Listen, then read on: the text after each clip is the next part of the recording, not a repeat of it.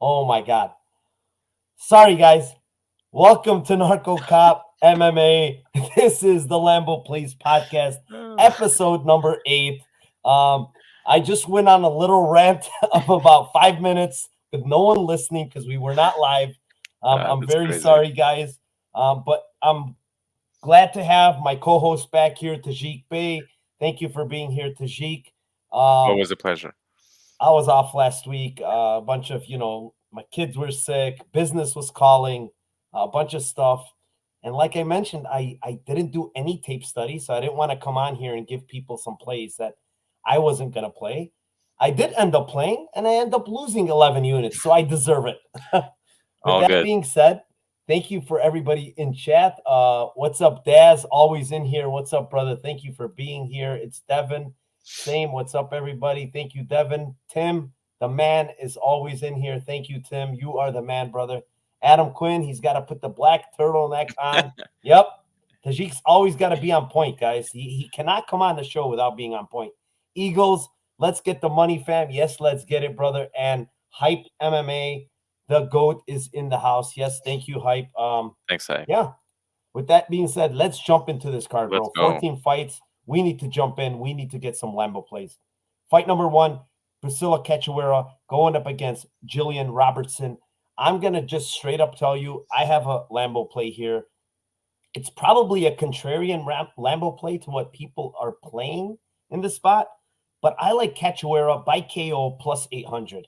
And the reasoning behind it is pretty simple. If this fight stays on the feet, Mm. I think Cachoeira has a lot of power. I think Jillian Robertson is kind of flaky to me.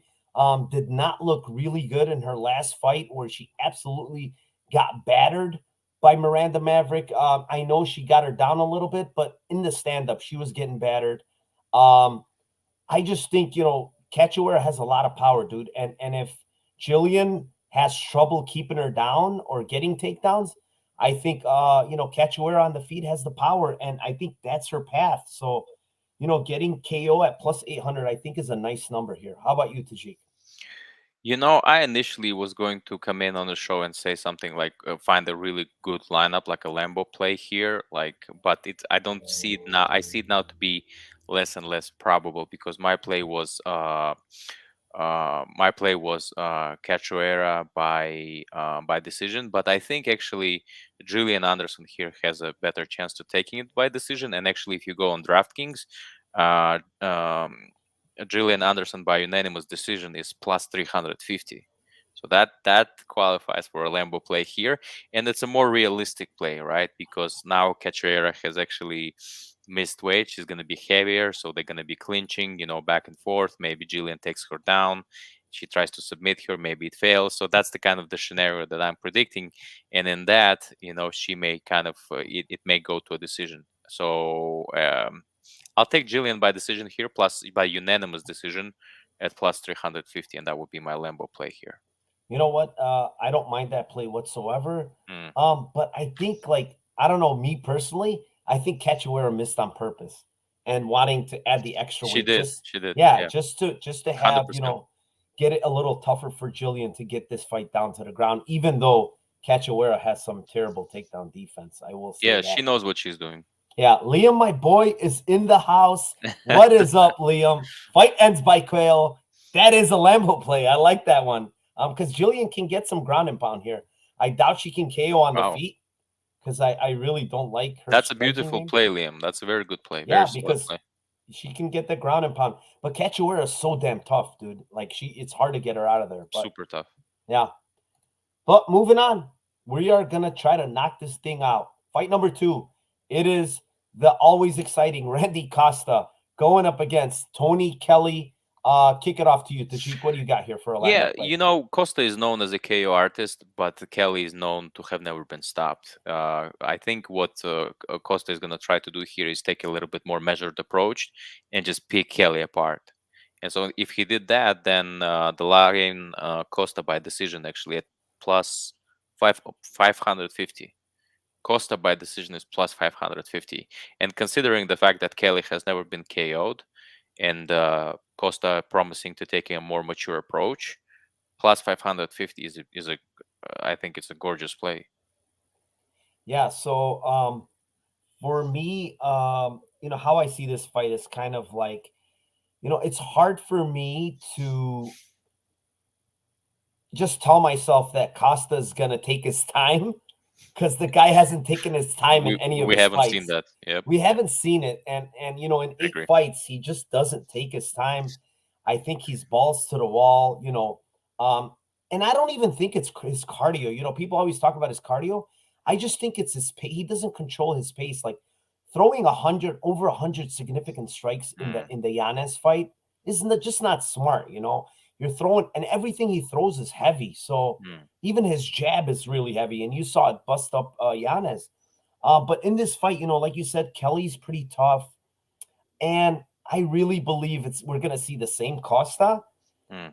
If I pick a side here, I do like Costa to actually end this fight in the first round, but we are gonna go with a Lambo play, and the Lambo play is going to be Tony Kelley, round number 2 Oof. plus 1100. Tony Kelley, round number 3 plus 1800. Oof. Um, you know, I like I said, this tape is not deceiving me. Everything I see with Costa is with power. I think he's gonna try to get Tony Kelley out of there. If he doesn't, he is gonna be in big trouble come round 2 and round 3. So, Tony Kelley's showing a chin. Tony Kelley's showing good cardio. I think he's gonna stop him if this goes later on. I agree. Yeah, it's a possibility. Fight number 3. We're chugging along. It is Ryan Hall, the Wizard, going up against Darrick Minner. Here's the thing with this one, and I was talking to my friend about this one. Darrick Minner, 20 out of his 20, I think he has 26 wins, right? Have finished in the first round. He has won 20 of them in the first round out of 26 wins. And now you're getting Darrick Minner plus 800 round 1 against the guy, to me, that is very fragile in Ryan Hall. And I think the way Minner fights, that, whatever you want to call him, he cardio's out, yes, all that. But he's very aggressive and he's very strong in that first like 4 or 5 minutes of the fight. And I think if he gets that pace and he puts that pace that he did on Elkins on Ryan Hall, he's going to get Ryan Hall out of there. I just really believe he's going to get him out of there. So you're getting a price in plus 800, which I just don't understand why it's so big. I know Ryan Hall, uses his distance with his kicks and all that stuff, but I still think Minner is just like, he goes for it, man. And this guy doesn't show anything else but going for it. So plus 800 round number 1, I think is a really interesting price on Minner. What do you have here, Tiji? Yeah, I just like Minner here, Minner winning the minutes in this fight, because the only thing you have to do is to out punch and out strike basically Hall, and not go to the ground with him. Whether Minner will do that, it's a big if. I mean, he has shown questionable decision making in the past, so I don't know if he does that. But if he didn't, let's say if he kept it standing and just out volumed him, out volume Hall, then it may go to a decision. So it's my next pick, and again, it's going to be a decision. And I see Minner by decision at actually plus 400 on DraftKings. So there you go. And the other thing I do want to say is you see the Elkins, and we know how tough Elkins is. And he was, I mean, literally this close to getting Elkins out of there.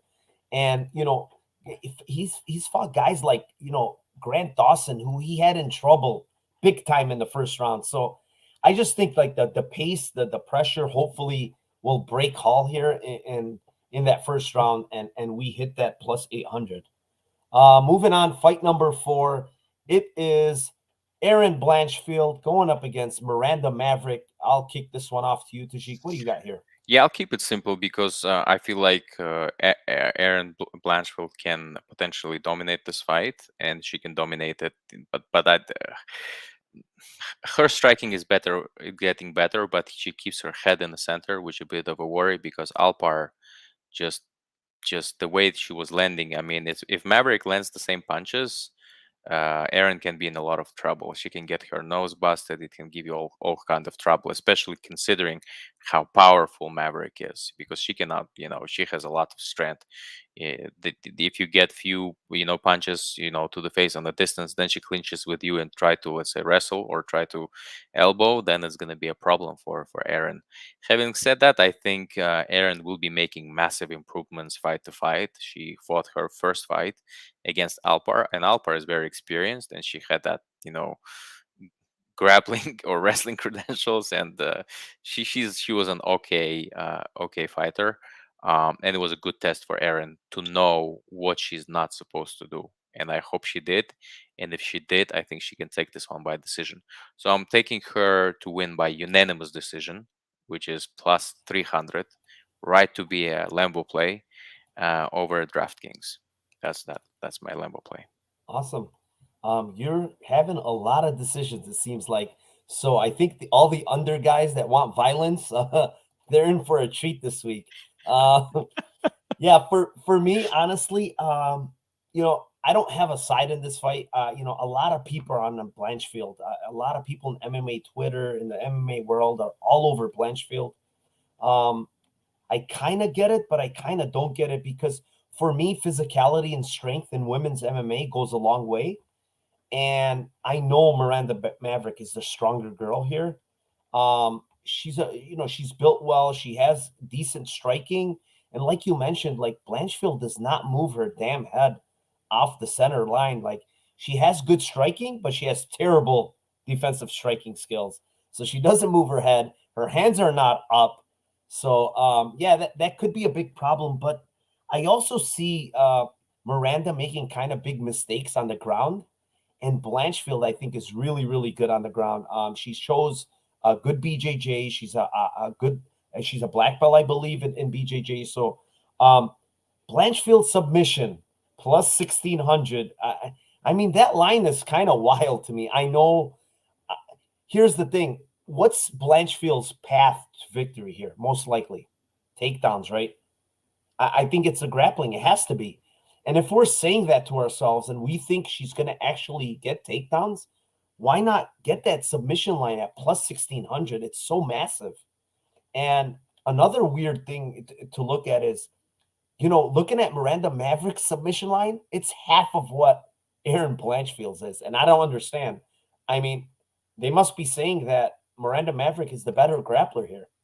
She does have some credentials, but yeah, it's tough to justify that. But not like Erin Blanchfield's credentials. I think she's fought in really high level tournaments and won some. And I don't know. Yeah, no, I agree with you. It's hard to, if impossible to justify that grappling edge that they giving her. I don't understand why. Yeah. On FanDuel, for instance, she's plus 600 and Blanchfield's plus 1,600. It's mind-boggling. I think they would have had it reversed, to be honest. I don't know. Yeah, somebody like copy pasted the wrong way. So, anyways, moving on. Fight number 5. It is Andre Muniz going up against Eryk Anders. I'm gonna kind of make this kind of short and sweet. I think this is a good spot for Eryk Anders. Andre Muniz doesn't have the best gas tank. His striking is mediocre at best. Even though Anders doesn't throw a lot of volume, he still has some power in his hands. I think he's very strong, actually, in the clinch. And the other thing with him is when he does get taken down, the guy gets right back up. It's very hard to control this guy. Yeah. Because he's so athletic. He's going to have a huge athletic advantage. I think he's going to have a power advantage here. And honestly, I just like the fact that, Anders here, he's coming down from the 205 weight that he fought for once. He looked really good on the scales. Getting Anders by decision at plus 390, I think, is a nice chalky price, just because the guy doesn't really spam a lot of volume. He's a 1-2 type of guy. So, I know Muniz has been knocked out in all 4 of his losses, but hopefully there's some cage clinching and stuff like that where, we kind of burn this time. But overall, I do like Anders in this spot just as a money line bet too.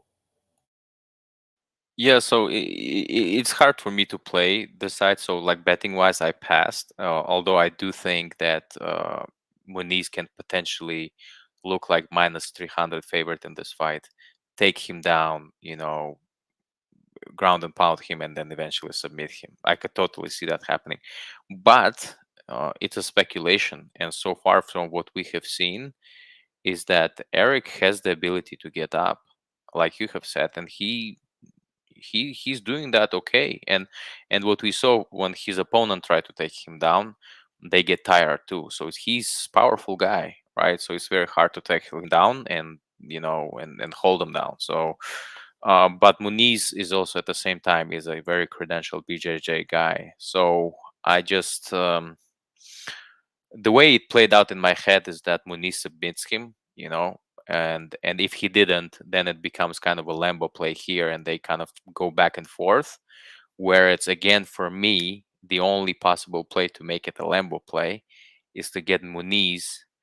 But here's what I saw: it's a little bit different here. Let's say Muniz wins the first round, and then the first half of the second round dominates him grappling wise, but then Eryk starts getting up, putting it on Muniz. Then it can go like to a point where like we don't have a clear apparent winner. And I like Muniz here by split or majority decision here. I kind of felt that's where you were going when you said the 7.5 minute mark, and then he starts getting up. I'm like, oh, I thought you were gonna say draw. Actually, No, I have a draw. Keep watching this spot. Boy, guys, get ready for the plus 5,000. It's coming. The draw is coming. It is coming.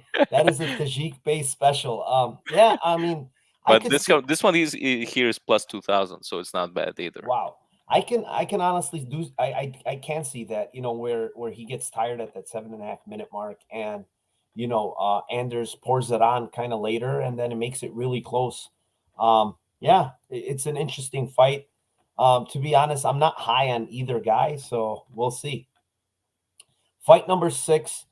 This one is going to be an interesting one. It is Bruno Silva going up against Jordan Wright. Kick this one off to you, Tajik. I think there's got to be some Lambo plays here. It's hard to make one. Really? It's hard. Yeah, for me it's hard because my outcome here, like my prediction here, and my pick here was that Silva is going to put him away. So if I'm trying to make it like playable, I'm thinking that like how else? Like I'm trying to make this outcome as close as possible to realistic from the Lambo perspective, right? But the Silva by KO is just odd. It's just so obvious play here, and it's such a non-Lambo play that the only other play that I see for Silva is that, let's say, somehow they get into this first exchange and they have an incredible amount of respect and affection to each other. And they decide to, brawl it out, but brawl it out in a gentleman way. And at which Silva dominates him and doesn't put Wright away. And so it goes again, like, I don't know why, but again, I'm going to have to go with Silva by decision, which is plus 650 on DraftKings. My goodness, these decisions are this has never happened to me. Like, I think I have like, is this like, that's a lot of decisions. You have no violence so far, or barely any. Honestly, I was going to tip off something to the chat. That wasn't a Lambo play, but that was a play that I would highly recommend to play. But I'm looking at it now, man, and it literally just got bet up and it's gone. But I have 5 units on it at fight doesn't start round 3. It was minus 182 on FanDuel for about 2 or 3 days, and damn it, right now I looked and it's shot up to minus 300. So that was a fantastic line. Yeah, it's unplayable anymore. This is a violence fight, dude. And to be honest, I want to be completely straightforward here. Jordan Wright sucks. He does not belong in a UFC. I don't care what anybody tells me. Silva's going to kill this guy, and it's probably going to be in the first round. But I have to give you guys a Lambo play. So I'm going to give somehow he's going to escape the first round like he did against Buckley, and then get killed in the second round, which is plus 400. By Silva round 2. Actually, hold on. Let's see. Silva round 2 by KO is plus 435. And I will go with that. That's my Lambo play here. I think Silva's going to kill this guy, to be honest. I know you're saying like the gentleman thing. Maybe they slug it out. I don't think Silva respects anybody when it comes to like he just comes out swinging, dude. This guy's crazy. You're 100% right. And as I said, I put an asterisk to it that, in my opinion, Silva just goes and he has an incredible power and he's going to put him away. Yes to that comment. So, but there is also like, let's say a 10% chance that doesn't happen. And I'm not going to bet on him, but it's a Lambo play. So that's what it is. What do you think of the actual fight? Do you think Wright even has a slight chance here against Silva?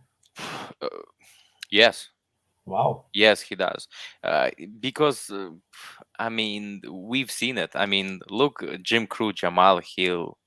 I mean, who was giving like Jamal Hill a chance? Like I wasn't. I know some people were, but it was like, oh, just take him down. What is there to do? And Jamal Hill just sparked him. I mean, there were some big upsets where we were like, how did this happen? Nobody saw it coming. And then when it happens, we're like, that's couldn't have happened. Can he do it? Right, if he tags him once or two, we saw him. He packs a lot of power. So for us to say there is like 99% chance that Silva does it, it just won't be correct. Yes, he's likely to win this fight, and there's a big chance that he's gonna put him away. Is there a chance for Wright to put him away too? Yes, there is. Sure, yeah, and that's why I didn't play Silva KO. I played the fight doesn't start round 3 because that's an excellent there play. is. I mean, he's got some powerful kicks too. I'll give him some. He has power, but the guy is like so fucking wild and sloppy and yeah. I honestly don't think he has much of a chin either. Like Silva has a chin, so we'll see. It's gonna be an interesting fight. I think that's our violence fight, but you again went with decision with an asterisk though. Yeah. Fight number 7, it is the heavyweight fight. Augusto Sakai going up against Tuivasa. For this one here, actually, I kind of like this play a good bit. I like Sakai by decision, plus 300. I know they're heavyweights, but, Sakai is like a volume guy. He keeps his distance, keeps good distance. The only thing my slight concern is Tuivasa's leg kicks. They're extremely heavy. We've seen it before where Sakai kind of eats some, but he's good at keeping his distance. So hopefully he keeps that. He has the reach advantage.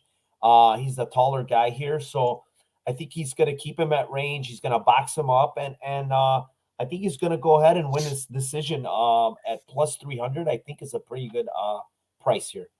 How about you, Tajik? Yeah, I think the play I have here is Sakai also, but it's not going to be by decision this time. I think Sakai by KO is plus 320. So this is going to be the first time we're halfway through where I'm taking a KO. So yeah, Sakai by KO is plus 320 on FanDuel. So that would be the Lambo play here. Hold on a second. I am confused here. Tim is saying KO round 1 is 10-1 in the Silva? No way. No. That's not even Silva by KO round 1. That's not possible. Probably not possible, yeah. What is it? No, it's 180. It's plus 180. Man, I was like, hold on. I'm gonna go bet a lot of money on this one. Damn it, you Tim. You got me. Oh boy. All right, moving on. We are a little over halfway through here. It is fight number 8. Interesting fight. It is Pedro Munhoz going up against Dominick Cruz. What do you have here, Tajik? Munhoz by decision. I'll keep it short.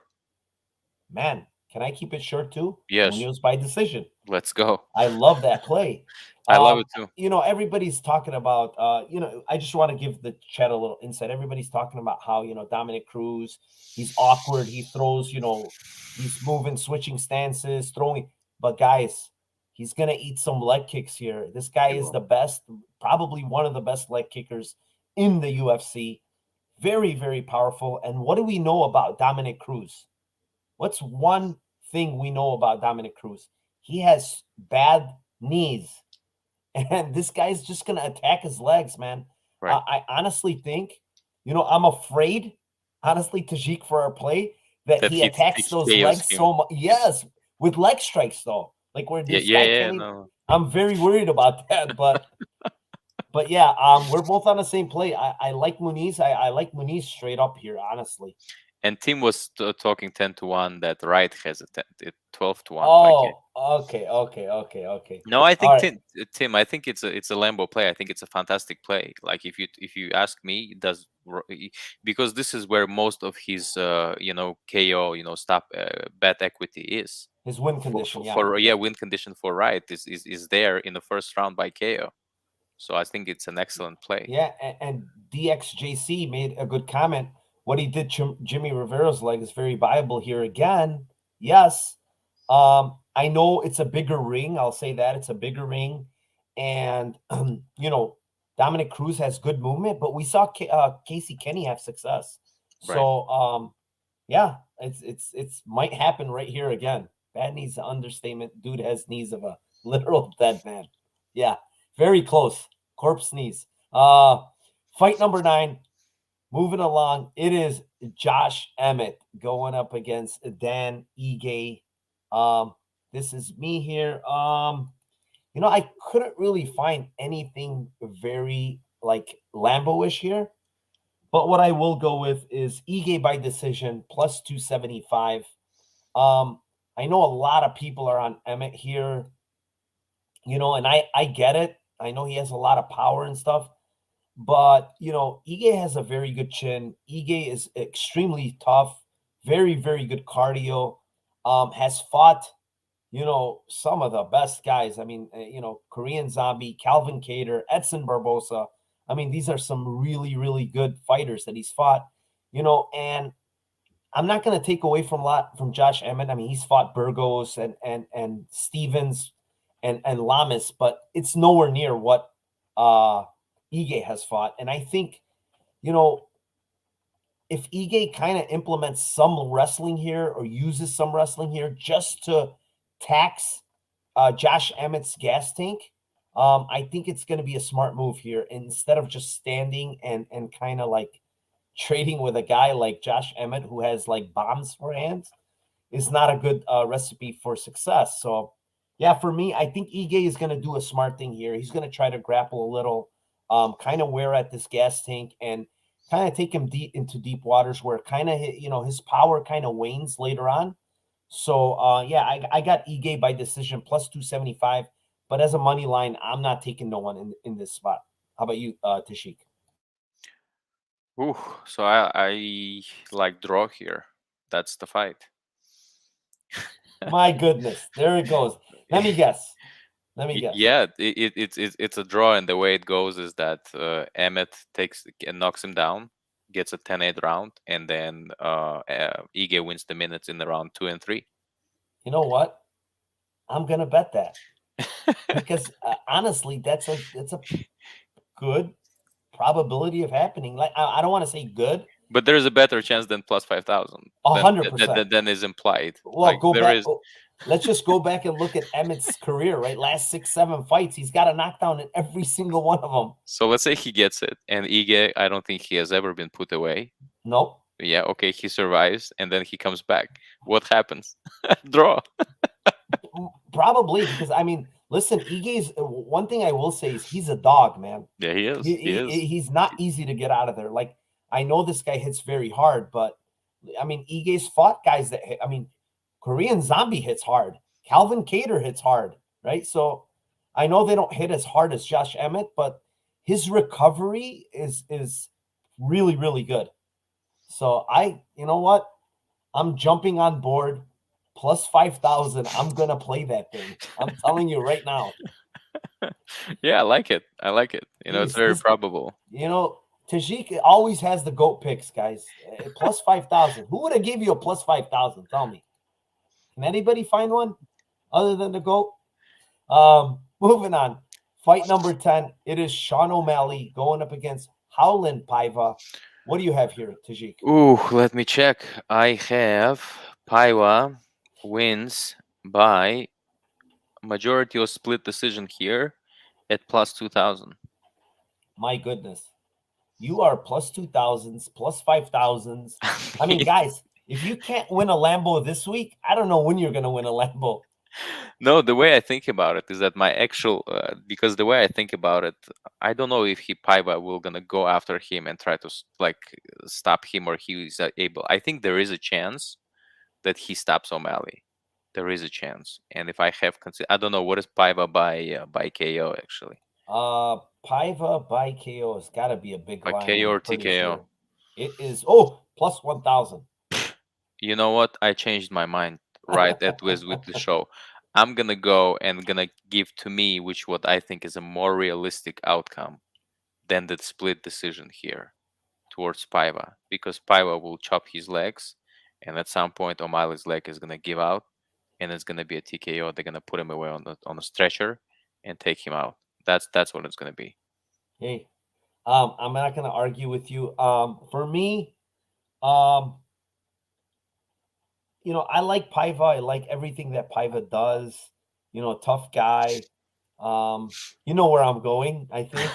But I'm not very high on O'Malley, I'll tell you that. But Same. man, his hands are very good, man. I have to say, like, his boxing, his movement, it's really good. He showboats a lot. He does a lot of stupid stuff that are not good, that he's gonna pay for if he does later on in his career. But O'Malley by decision plus 260. It's not quite a Lambo play, but Paiva we know is very, very tough. Takes a lot of punishment. Keeps coming. He was hurt, I think, 2 or 3 times in his last fight against Phillips. He recovered, won a close decision that could have gone either way. And what you said about Paiva winning a split decision, the first time is actually a really good thing, just because of how Paiva fights. He fights really close fights. Go look at, most of his fights in the UFC have been like really, really close. Kyler Phillips, the Zalgas fight was extremely close. Yep. He's fighting close with these guys. So, Kai Kara France, split decision there. You're talking about very close fights. So, now you're going back to this fight. And the thing that I think will give Highland Paiva a lot of problems is the reach and the size advantage of O'Malley here. He's going to face a guy that's much bigger, much longer. Again, I'm not really, really high on O'Malley, but he does have really good boxing. I know that everybody says he's fragile. He's got weak legs. I know we saw it a couple of times. I need to have more evidence for me to actually say that the guy is truly fragile, and it might be. I'm not saying it's not, and it quite possibly can be. The other thing I do want to mention, Paiva was known as a guy that kind of throws leg kicks. He did not throw a single leg kick in his fight against Kyler Phillips. I have no idea why. For a guy like Phillips that moves a lot, you would think he'd use the leg kicks to kind of slow down the movement. Right. He didn't use any, and I don't know what the reasoning was, but it is what it is. I like O'Malley by decision plus 260. Would I lay minus 300 with this guy? Absolutely not. I don't trust them to lay minus 300, and that's why we're going to give you a Lambo play by decision at plus 260. The more I think about it, I like Paiva by TKO KO more and more. I'm gonna go a little bit harder on that play. Really? Plus 1,000? Hey, yeah. It's possible he chops down his legs and they go out, go out on him again. I'm not gonna doubt it. So, moving on, fight number 11, very interesting fight. It's Kai Kara France going up against Cody Garbrandt. Give me Cody Garbrandt by decision plus 350. Give me Cody Garbrandt money line. Give me Cody Garbrandt all day, all night. Buy low spot for Cody Garbrandt, guys. He looked fucking incredible on the scales today, man. And he looked a weight class or two bigger than Kai Kara France today. I don't know if you watched the weigh-ins, the face-offs. He looked really, really good for his first time at, a lot of people are questioning why he's gone down here. We really don't know the reasoning why he's gone down here. People are saying his chin might be gone now that he's at 125. Listen, guys, he got knocked out by guys that are much more powerful than Kai Kara-France. TJ Dillashaw and Pedro Munhoz both hit much harder than Kai Kara-France do at 135. So I don't want to hear that, Rob Font put a beating on him last fight and couldn't get him out. And Rob Font is to me, has a way better jab, is a better boxer than Kai Kara-France.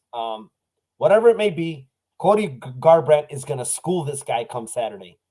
Go ahead, Tajik. What do you got, buddy? No. I actually have it the opposite way. I actually have it France by decision, because I don't know. I just felt like that Kai Kara can be more active. I have actually strong belief that Kai Kara can stop him, so that's another bet I would consider. But if not, I can totally see him winning by decision. So my play here is Kai Kara-France by decision at plus 350. So we're on opposite ends there. Yeah, I like a lot of people. Like I just went from the RotoWire podcast. Everybody is on Garbrandt. On Garbrandt, yeah, and I'm like, really? yeah. I like a lot of MMA Twitter those on Kai Kara-France, or maybe it's split, but I also seen Twitter on Kai Kara-France actually. So I just think it's such a step down for him, man, compared to who he's been fighting. And well, then you listen to O'Malley, and then like the last time you haven't won in like 7 years or something. You have one win in like 7 years or something. Yeah, but who is he fighting though? Right? Who is he fighting? He's fighting Dillashaw twice. He's fighting Pedro Munhoz. He's fighting Rob Font. Every one of those guys would school Kai Kara-France, right? So, can we be mad at him for losing to those guys? I don't know. Probably not. Those are not bad losses to me. Even though he's getting KO'd, but to me, those are not bad losses. I agree. And I do want to mention Highland Paiva beat this guy, yet they gave the split decision to Kai Kara-France. Yeah, that's interesting. But moving on, fight number 12. It is Hands of Steel, Jeff Neal, going up against Santiago Ponzinibbio, the Argentinian dagger. What do you got here, Tajik? I don't know what I'm gonna do with this fight, and I said this before, because it's either gonna be, in terms of stoppage, I think Neal has a better equity here, and in terms of if it goes to a volume-based decision, then it's Santi. So I have for the Lambo, it's near Lambo play, so don't blame me here. Ponzi by decision plus 275 on DraftKings. That would be my play. Yeah, I'm right there with you. I don't have an actual Lambo play, but Ponzinibbio by decision. By decision, yeah. He's just gonna have the volume here. That's my thing. If he can just, withstand, maybe a couple of those big bombs from Jeff Neal, because he's probably gonna land some.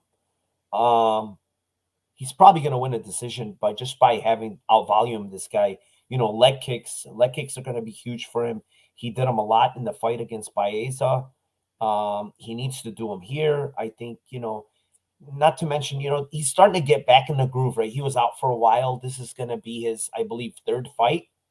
So, he's getting back to his original form that he was, one of the top contenders prior to whatever illness he had or whatever he was out for. So, yeah, I mean, I don't hate Jeff Neal. And I know people are talking about, the DUI and stuff. It might affect him. I don't think it's going to affect him that much. It's, he shouldn't. I'll say one thing. A fighter that had a fight coming up in 2 weeks should not be out drinking at 4 a.m. I'll say that. But he made weight, no problem. So we can't say the guy's out of shape or anything. I mean, he's in shape. He made weight. So, yeah, I just like Ponzinibbio's volume here. I think agree. If he uses the volume, he's going to, and one thing with Jeff Neal is he's got a great chin. So winning a decision plus 275, we're both on it. I like to see that. Moving on, it is the co-main event. It is the GOAT, Amanda Nunes, going up against Juliana Pena. I do have a Lambo play here. It's kind of tough to get Lambo plays with these minus 1000s, But my Lambo play is Munhoz by submission plus 420. And the reason why I say that is Juliana Pena's path to victory, or even keeping this fight from ending, is grappling. I think she's going to need to take Munhoz down, and that will give Munhoz a lot of opportunities to get a submission against this girl, whether it is, reverse positions or, kind of sprawl and get on top or whatever it is. But she's going to give her chances to get a submission. And, getting plus 420 for a girl that's minus, 1,000, and her KO line is literally minus, what is it? Minus three something? Yeah, minus three, minus 165. Sorry. You're getting such a big difference. And we saw it last time. She got a submission last time against Megan Anderson. So I'm going to go with the Munhoz submission plus 420. What do you have, Tajik? It's hard for me to find any play here, to be honest with you. Like I think it's nowhere near Lambo, but Munhoz by first round KO is probably the most likely outcome that I see here happening, and that's the one that I'm gonna go for. So it's plus 200, plus 225. Yeah, actually, not bad. Actually, No. Yeah, I take it back. It's not that bad. Yeah, No. first one KO, so that's doable. Beautiful. You're right there on the brink. You're at the Toyota Corolla play. Toyota Corolla play. Yep. There we go. We are pumping this thing out. 41 minutes in, we are almost done. We are at our main event. Before we move on to the main event, I just want to thank all 22 of you that are in here watching, everyone in chat. Thank you very much. Thank you for making this podcast happen. And also, I always want to thank my co-host, Tajik Bey, the GOAT, is always in here throwing you those fire plus 2,000, plus 5,000s. You cannot win a Lambo anywhere else but on this podcast, guys. I'm telling you. Love it. Let us go on to the main event. This is a hell of a fight. It is Charles do Bronx Oliveira going up against Dustin the Diamond Poirier. I will leave this up to you. Go ahead, Tajik. Give us a Lambo play here. Yeah, guys, and while we're giving our Lambo play for this final one, please give us your Lambo plays. So in the chat, just drop it, and then we'll read it in the end. So now is if you have a Lambo play that you want to share, the time I think is now. It's great. Yeah. So, yeah, let's do it. Yeah. So I think I just believe that Oliveira is gonna win this fight. I have a belief in him, and I think if he does, he's probably more likely to take Dustin down and submit him. So to me, I think the pass is simple. I think even striking wise, his striking is on par with Dustin's, and I like his speed a little bit better. Yeah, I just I have a lot more confidence. When I started just like pre-tape, I was very much on Dustin, and I was like, my goodness, like how, like he there's no way. But then think about Dustin this way: if he's very unique in that the guy had back-to-back money fights on his way to a title fight. That has never happened. Have you seen anything like that before? He goes Connor, title fight. It's incredible. So whoever on his team, his management, he himself, it's the best decision that he could have taken. He grabbed all the money that he could, and now he goes for glory. It's phenomenal management, and I think it's great for him. He definitely he's live. He's not even live. He's not even an underdog here. He's a favorite here. But I think that Oliveira had more competitive match. I mean, with Chandler, especially with Tony Ferguson. So his strength of competition, Kevin Lee. So I think it was pretty on par. Versus, I mean, this is not the same Conor that he fought, like when he lost to him the first time, right? We have seen very different Conor in the second and the third match. So yeah, that's all there is to it. I'm going to leave it at Oliveira by submission. And Oliveira by submission right now is actually right at plus 300 on DraftKings, right? Yep. There you go. Yeah. I kind of echo the same things you're saying. pre-tape, like you said, I thought I was going to go in and bet Dustin Poirier, but I have some worries about his takedown defense. Hooker got him down, I think, 4 or 5 times. Other fights, the guy's been taken down. His takedown defense is not great. You go back and you see that, he fought Conor McGregor twice. What is that really telling us in this fight, right? We want to kind of gauge what did that do for him to go up against Bronx here. How does that help him?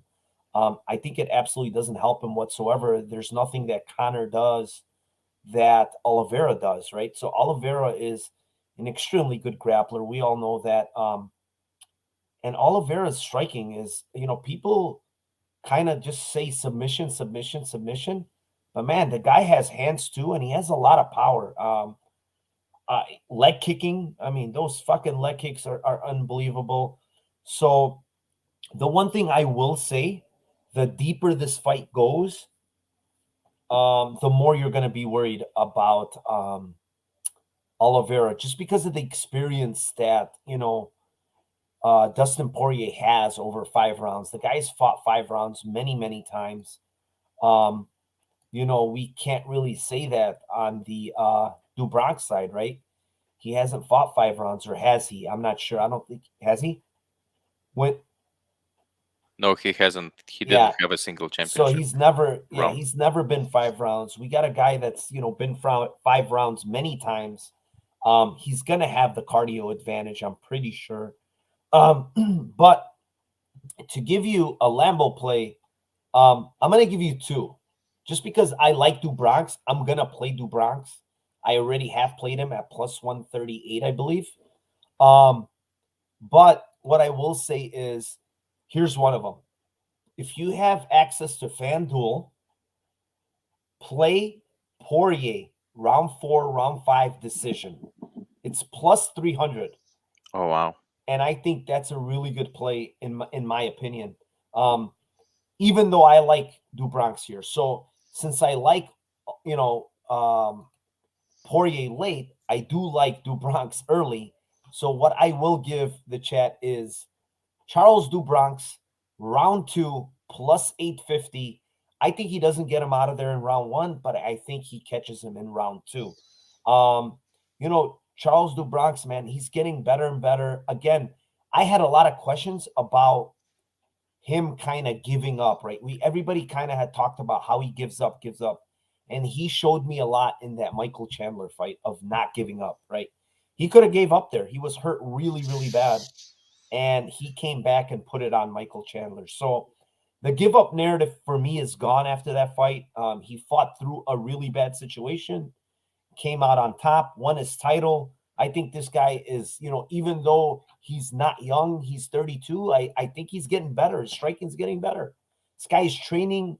All I hear, like from what I read, this guy trains 24/7. He's an animal. So we'll see. Poirier is not a slouch. I like both guys, honestly. I really like both guys. I hate that they're fighting each other, but I'm going to have to go with my head and not my heart. And I think Charles Bronx wins here. Let's see the chat. Let's see. Adam says, Ryan Hall, KO plus 600. That is a hot take right there. Ryan Hall. It's possible, dude, because if Minner gets out of that, in that second and third round, anything can happen with That's Minner. a hot take. That is a hot take. Let's see here. DXJC says, Hoyland Paiva, round 2 KO. Look at Tajika's already smiling with this one at plus 1,800. Paiva stops him, period. Oh, boy. How many great grapplers has DP fought? Let me go and look. I think he's fought some, not many. Well, Khabib is one, that's for sure. Yeah, not really many. Jim Miller is good grappler. I wouldn't call him great. I think Tim is trying to make point with this question. Oh yeah, he hasn't fought that many. Yeah. I'm sure. I think is a great point. And I'm just looking like Diego Ferreira. He's fought. He's a Ferreira actually is a good grappler. Yeah. Yeah. Oh yeah. He's fought Korean Zombie actually too, who has good grappling. Yeah, decent submissions too. Sure. But not anybody, in terms of like pure grappling, to your point, team, is No yeah, one close to Oliveira. no, No one close to no, Oliveira. no one. Absolutely The not. best grappler, yeah, the Oh best yeah, grappler he has ever fought. he's probably the best grappler, in the UFC, or very close to it, up there. Yeah, yeah. In terms Um, of pure submissions, like yeah, yeah. So he's Jordan Wright KO round one on DK is plus 1200, says Eagle. Eagles, we're gonna take you up on that. That is your Lambo play, buddy. B. Annan says Charles by decision. Wow. That is another that's hot take, interesting. because That's very hot take. I think that is that is a nice line. That is plus 750. That is definitely a hot take. Michael Chandler is chinny. Hey, Eagles, after what he took from Justin Gagey, I don't think he's chinny anymore, man. I know he's chinny, but God, he took a He's tough. punishment. He's He tough. is tough. He is very tough. When the guy reacts, a lot of time we see the guy like gets wobbled and stuff like that, especially like the way Chandler fought against Gagey. All it shows is how great his chin is and how phenomenal condition he was in to be able Condition to recover from these shots. conditioning from that punishment he took Yeah, was it's immense. incredible, man. Yep. Now, Joey says Oliveira round 1, 2, and 3 plus 490. Where the hell can we get that one? That's I not like that one. that's not bad at all. I like that one. Where did you get that one, Joey? Yeah, where did you get that one? We want to know.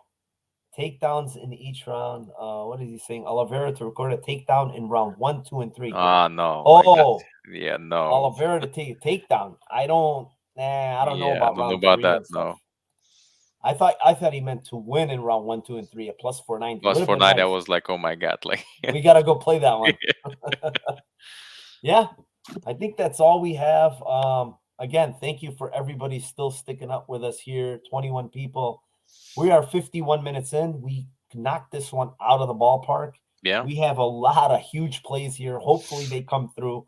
Hopefully you see a ton of tweets from me tomorrow about me and Tajik just hammering these big Lambo plays, especially the plus 5,000. That's the one I want to tweet tomorrow. Yeah, we need one draw, like, for the people. Yeah. We need one draw that we tweet out and say, look at what Tajik gave you to go a plus 5,000, guys.